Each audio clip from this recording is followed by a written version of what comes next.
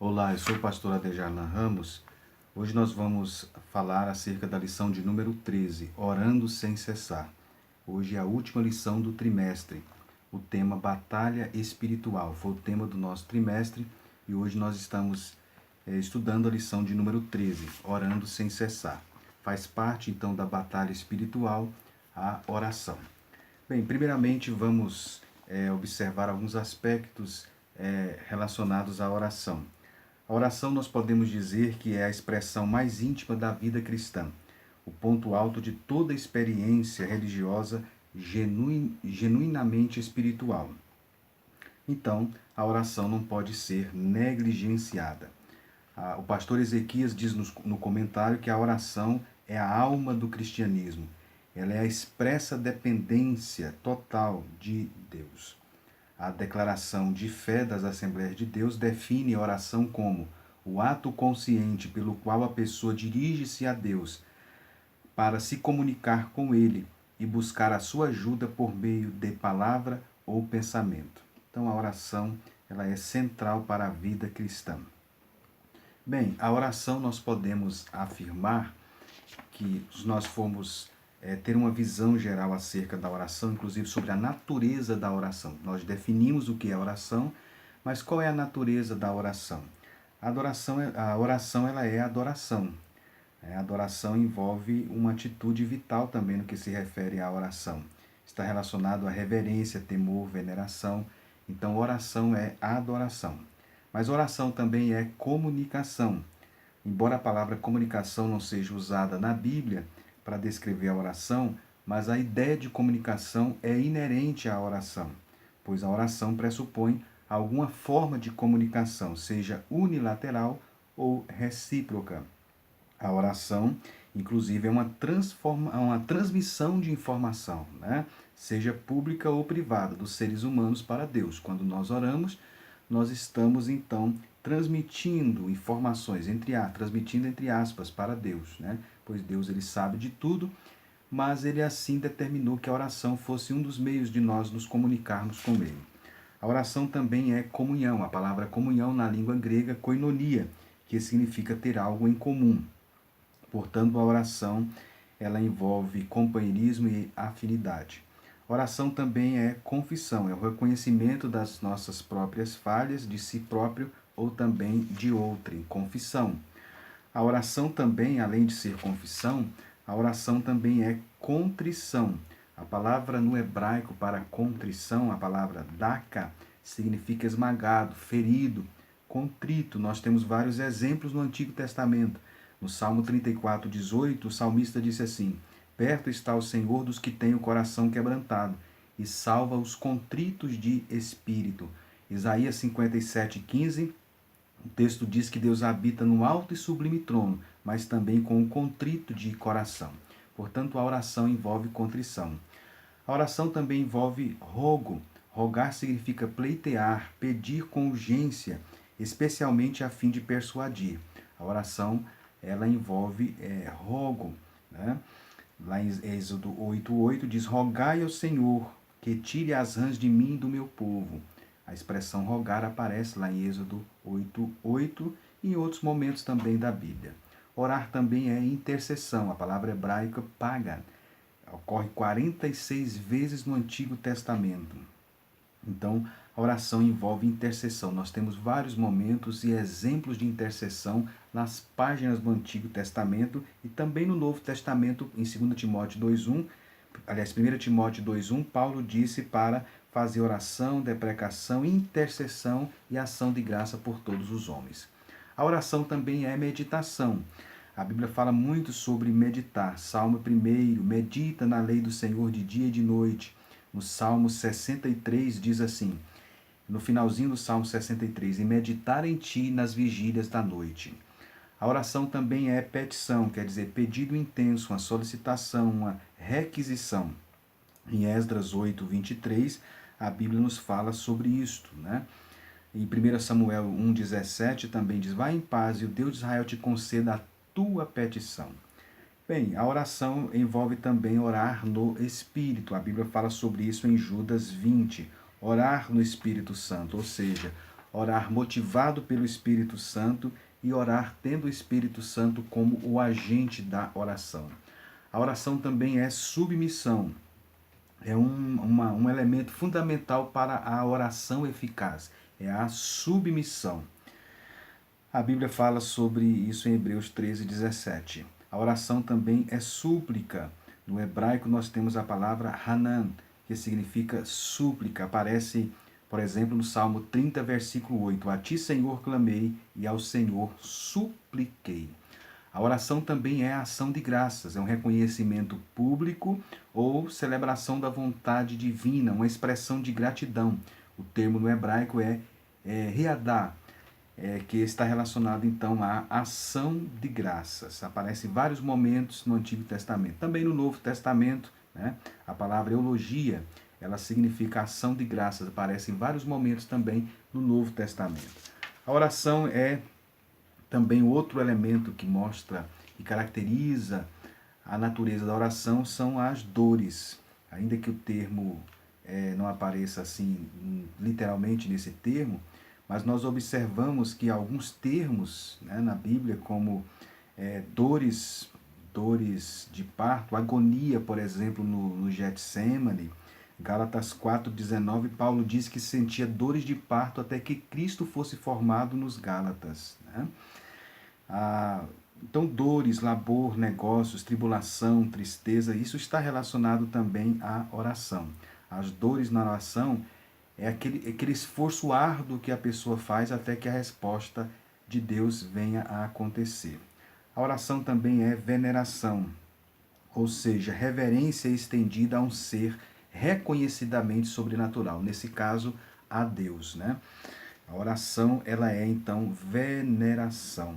Dai ao Senhor a glória devida ao seu nome. Adorai, ou seja, venerai o Senhor na beleza da sua santidade. Salmo 29, 2. Então, esses elementos que eu destaquei, eles mostram então a oração.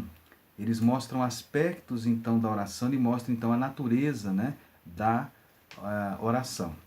Bem, então definida a oração e visto a natureza da oração, a nossa revista fala de exemplos bíblicos de oração. Nós temos oração em todos os períodos do Antigo e do Novo Testamento, o período patriarcal, o período dos juízes, o período também dos reis de Israel, o período também dos livros poéticos. Nós vemos muita oração. O maior livro da Bíblia é um livro de oração, de louvor, que é o livro de Salmos. Nós vimos a oração também no período dos profetas. Todos os períodos do Antigo Testamento, a oração ela está presente. E vemos também no período do Novo Testamento. No Novo Testamento nós temos o exemplo de Jesus acerca da oração. Jesus ele ensinou acerca da oração. Jesus ele orou e antes inclusive de tomar grandes decisões, Jesus orou. Em momentos cruciantes do ministério de Jesus, Jesus orou. Né? Depois nós vemos também um exemplo na igreja primitiva de oração. A igreja primitiva, ela orava constantemente, ela era movida pela oração, a igreja primitiva. E o Espírito Santo atuava de uma forma intensa na igreja primitiva. E lá no finalzinho, nas epístolas, Paulo fala sobre a oração. Ele fala que orava pelas pessoas pelas quais ele escrevia suas cartas, como Romanos e Filipenses, por exemplo. Na carta aos Efésios, ele interrompe alguns momentos o texto para prorromper em oração. Nós temos na carta aos Romanos doxologia, temos também outros momentos, doxologias no Novo Testamento, que são orações de louvor. Então a oração está presente nas epístolas. Paulo diz que orou 3 vezes acerca do espinho na carne e o Senhor lhe respondeu dizendo, a minha graça te basta. E vemos também ainda no Novo Testamento, no Apocalipse, quando o ser celestial e João viu taças, né? João viu as salvas cheias de incenso e ele disse que era a oração dos santos. Então a oração, a teologia da oração, tanto no Antigo quanto no Novo Testamento. Bem, logo em seguida a nossa revista, ela aborda a questão da oração baseada no texto de Mateus no capítulo 6. Né?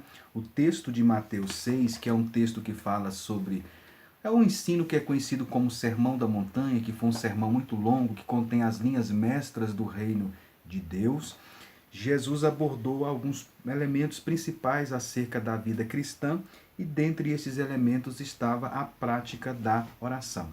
Em Mateus capítulo 6, versículo 5, inclusive a revista faz um comentário desses versículos principais.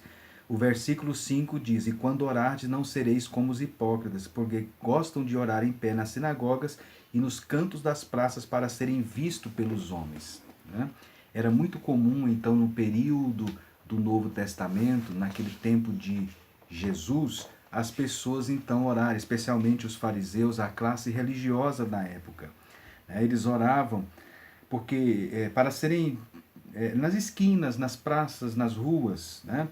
A oração entre o povo judeu, ela era às vezes realizada de forma pública, porque eles viam a oração como uma beneficência.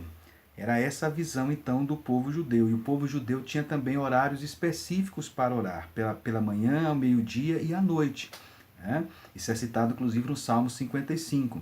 Então, quando dava o horário específico de uma pessoa orar, seguindo os moldes do Antigo Testamento e da devoção do Antigo Testamento, e os fariseus querendo seguir aquela tradição e demonstrar toda a devoção, quando dava o horário então deles orarem, eles oravam então nas ruas, nas praças, né? Às vezes não oravam em voz alta, porque era proibido orar em voz alta, mas eles oravam murmurando, falando baixinho, pronunciando aquelas orações. Foi isso então que Jesus condenou, porque depois esta oração se tornou algo de hipocrisia. Ele estava orando apenas para demonstrar religiosidade. Os fariseus começaram muito bem, a palavra fariseu quer dizer separado, era uma seita dentro do judaísmo. Começaram no período interbíblico para seguir à risca a lei de Moisés, mas depois entraram pela porta da hipocrisia. Se tornou meramente rituais religiosos para serem vistos e aplaudidos. Eles estavam tornando um espetáculo a oração. E foi isso que Jesus, de fato, ele então condenou. É nesse momento, então, que neste versículo 6, Jesus, então, condenando esta prática da oração de forma pública para ser visto, no versículo 6, então ele diz: "Tu, porém, quando orares, entra no teu quarto, e fechada a porta orarás a teu pai que está em secreto, e teu pai que vem em secreto te recompensará." Jesus então falou aqui sobre a oração em secreto. Entra no teu quarto. A palavra quarto aqui é a palavra tameion. A palavra tameion, e a palavra tameio aqui, que é traduzida por quarto, na realidade era uma câmara.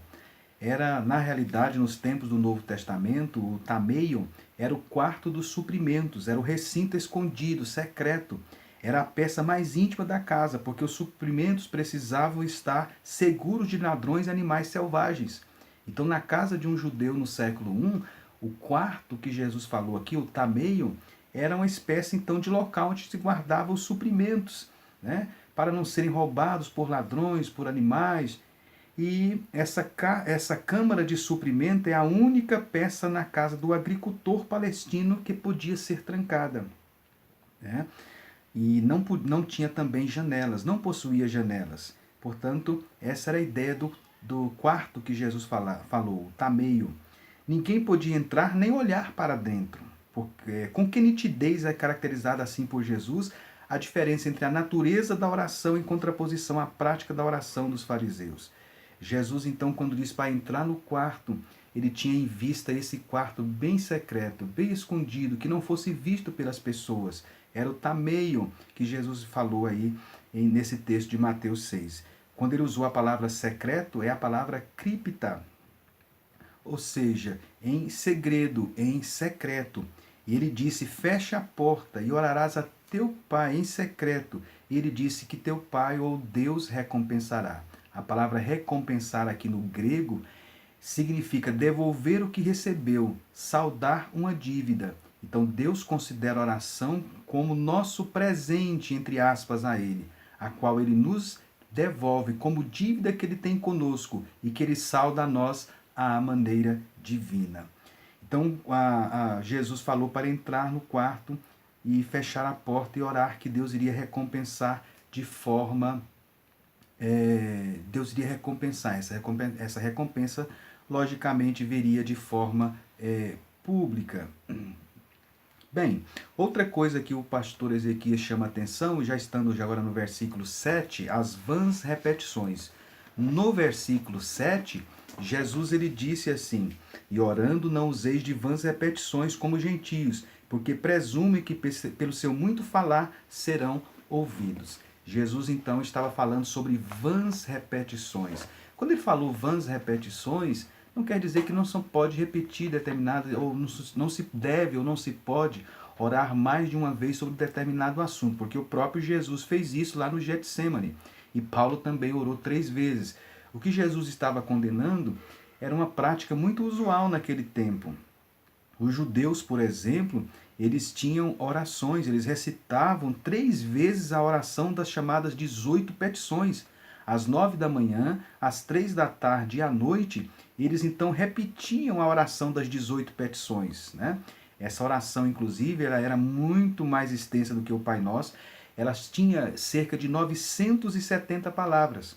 Por exemplo, um trecho desta oração, ou dessas 18 petições, era assim: "Louvado seja Yahvé, Deus de Abraão, Deus de Isaac, Deus de Jacó, Deus Altíssimo, fundador do céu e da terra, nosso escudo, escudo de nossos pais. Louvado sejas, Yahvé, escudo de Abraão.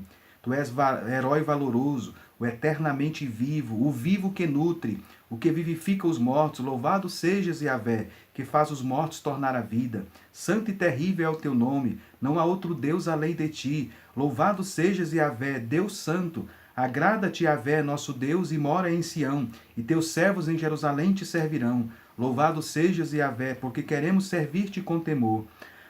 Agradecemos-te, Yahvé, nosso Deus, por todos os nossos benefícios da bondade. Louvado sejas, Yahvé, a quem convém agradecer. Derrama a tua paz sobre Israel, teu povo, e abençoa-nos todos nós. Louvado sejas, Yahvé, que és o construtor da paz."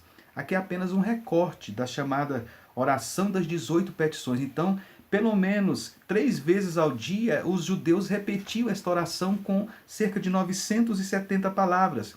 Além disso, o judeu pronunciava a Shema, que era a confissão de fé do povo judeu. A confissão de fé, que é a Shema, as palavras Shema quer dizer ouve no hebraico, ela deveria ser proferida pela manhã em pé e à noite deitado. E era composto inclusive de 3 partes. Então, o judeu tinha que fazer esta oração, o judeu tinha que recitar o Shema. E além destes elementos que eu acabei de citar, né, eles faziam isso então desprovidos então de essência. Foi isso que Jesus então estava condenando, né? A pessoa que ia orar, inclusive essas orações, ele se preparava, né? Inclusive ele se preparava com antecedência, cerca de 1 hora aproximadamente, né? E depois orava cerca de 1 hora e depois em seguida esperava mais 1 hora, né? Então essas orações eram repetidas ali na mesa, em qualquer ocasião as chamadas doxologia também eram repetidas, ou seja, os judeus então eles faziam essas orações, mas que na realidade eles estavam tagarelando, porque estavam pronunciando apenas de forma irrefletida e também irreverente. Foi isso então que Jesus condenou, esta prática então de usar essas vãs repetições. Foi isso que Jesus citou aqui no texto. Essas vãs repetições, essas repetições que estavam se tornando vãs, fazia parte então da oração pagã, né? Porque eles atribuíam muito valor ao ritual. A adoração, inclusive em Roma, exigia a repetição de formas religiosas memorizadas. Quando a pessoa ia fazer suas orações pagãs em Roma, ele tinha que memorizar essas orações, seguir todo um ritual. Se o sacerdote, inclusive, no momento que ele estivesse fazendo essas orações, cometesse um único engano, todo o culto deveria ser repetido. Por quê? Porque a oração ela era constituída, na visão deles, de repetições, repetições, de repetições, e muitas vezes desprovidas de essência. Bem, é isto então que Jesus condena. Logo em seguida, a nossa revista, ela faz um comentário agora sobre a chamada oração, que é conhecida como a oração do Pai Nosso.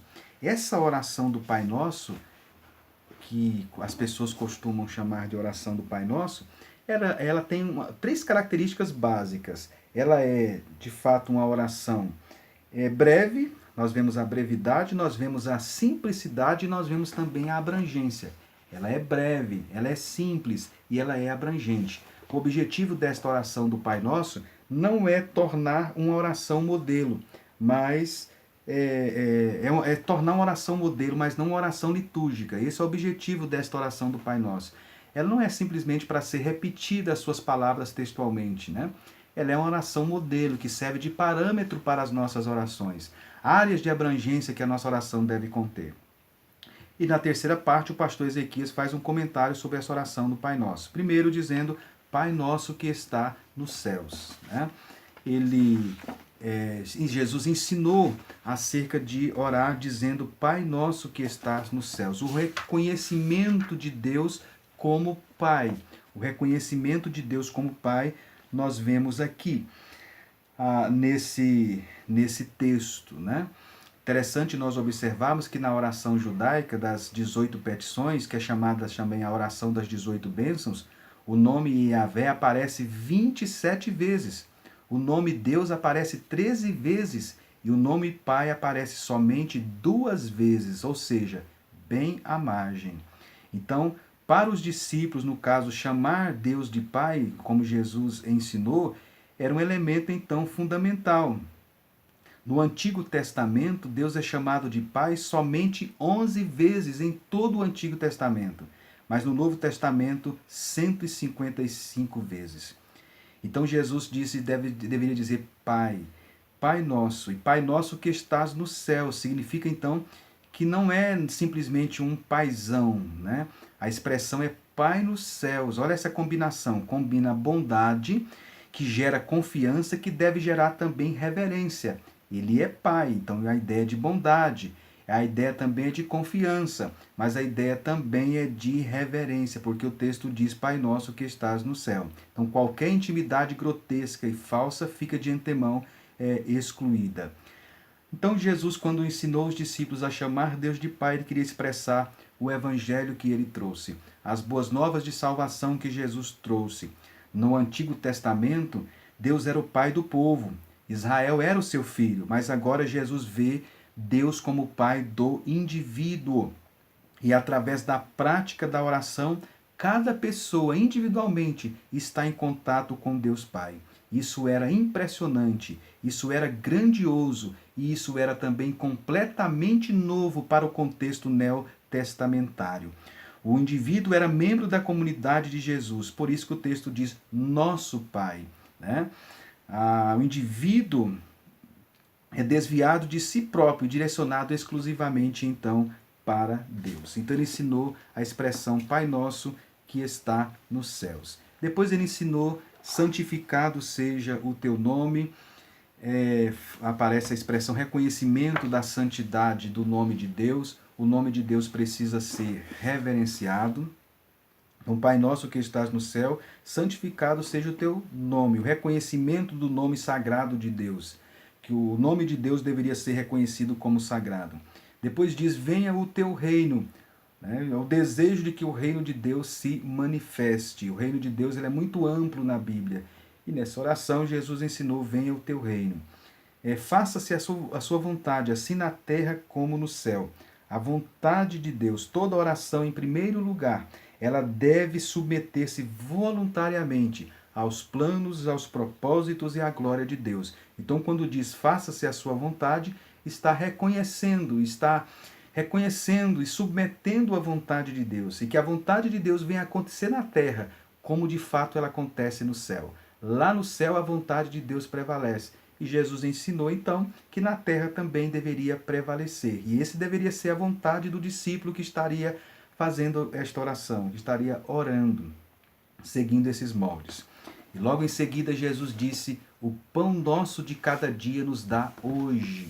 O pão nosso de cada dia nos dá hoje. Isso aqui era muito importante dentro do contexto do século I, porque a maioria das pessoas da Palestina na época de Jesus, eles trabalhavam nas suas próprias plantações ou trabalhavam servindo a outras pessoas. Um trabalhador recebia, ao final de cada dia, um denário. Quando o trabalhador recebia esse dinheiro, o denário, ele comprava comida para a família, ele comprava óleo para a lâmpada e outra coisa que ele comprava também era, além do óleo, além do suprimento, né, para a lâmpada, e além da comida para a família, envolvia também outras coisas, outros elementos. Isso envolvia, às vezes, o pão diário para a sua família. Então, naqueles tempos bíblicos, o trabalhador comum ele não tinha muita ideia de estocar a comida. Não tinha os meios modernos que nós temos hoje. Então, a comida era comprada diariamente com o seu trabalho diário. A provisão era diária.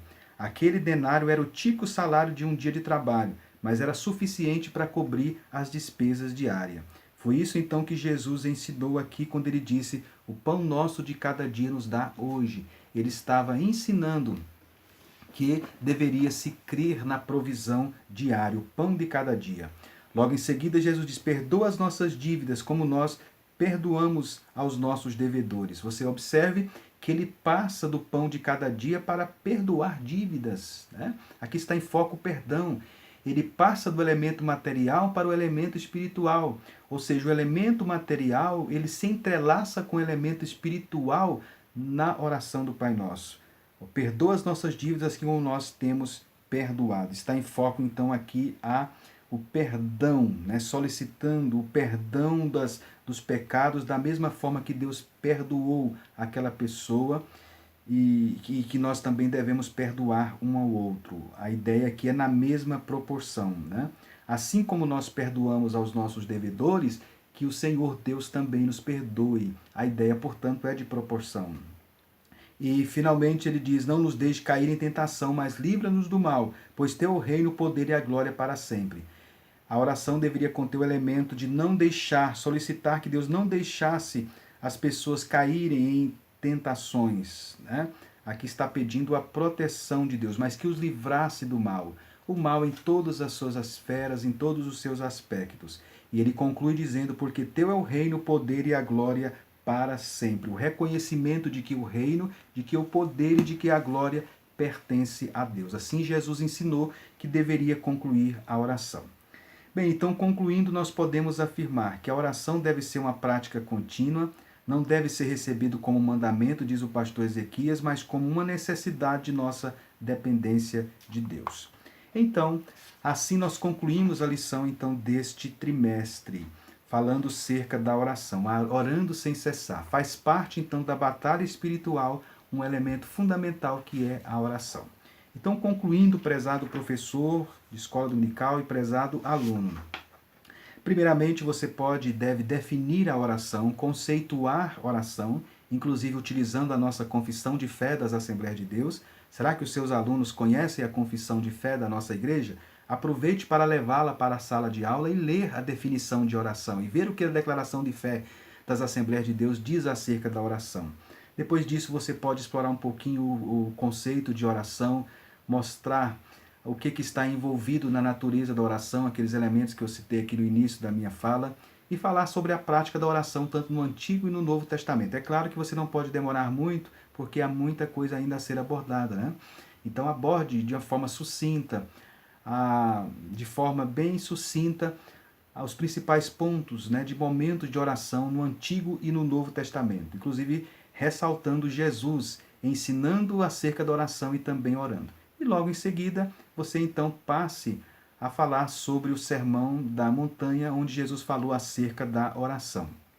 E depois comente ponto por ponto os principais elementos da oração do Pai Nosso, relacionando sempre com a realidade dos alunos. E finalmente você pode concluir o trimestre incentivando seus alunos para orar. Inclusive pode ter um momento de oração e agradecer a Deus pelo trimestre e por esse tema tão relevante que é batalha espiritual, tema do trimestre, o tema que nós estudamos nesse trimestre. Eu creio que foi muito glorioso para todos nós estudarmos esse tema tão relevante, batalha espiritual, o povo de Deus e a guerra contra as potestades do mal. Que nós possamos então renovar as nossas forças e o nosso ânimo para o próximo trimestre, quando vamos estudar acerca do tabernáculo. Que Deus abençoe cada professor e cada aluno da escola dominical. Em nome de Jesus, amém.